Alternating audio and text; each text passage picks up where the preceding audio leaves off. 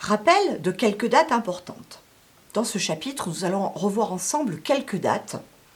Par exemple, la date, vous vous rappelez, la première date qui est considérée comme la première législation de droit du travail, c'est la loi Chapelier.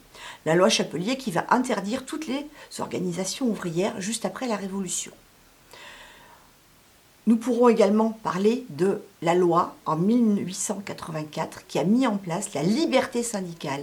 En effet, à cette date-là, la liberté syndicale a été reconnue comme un droit des ouvriers, ce qui n'était pas le cas avant. On peut dire également que le système de représentation des intérêts de l'entreprise va être caractérisé par un tripartisme qui va se développer au cours de l'histoire. Nous verrons cela un petit peu plus loin.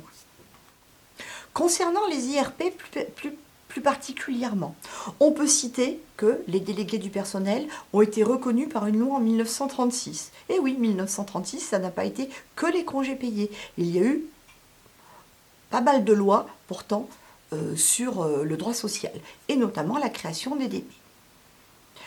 Le CE, lui, va naître à la sortie de la guerre, en 1945-46, et il va être amendé ensuite en 1975, puis en 1982. Les CHS, Commissions d'hygiène et de sécurité, sont créées juste après en 1947. En 1982, le CHS devient CHSCT, Comité d'hygiène, de sécurité et des conditions de travail, qui sont rajoutées en plus. Ce CHSCT devient une instance à part entière en 1982. Les délégués, eux, les délégués syndicaux, sont constitués par une loi de 1968 et modifiée en 1982 également.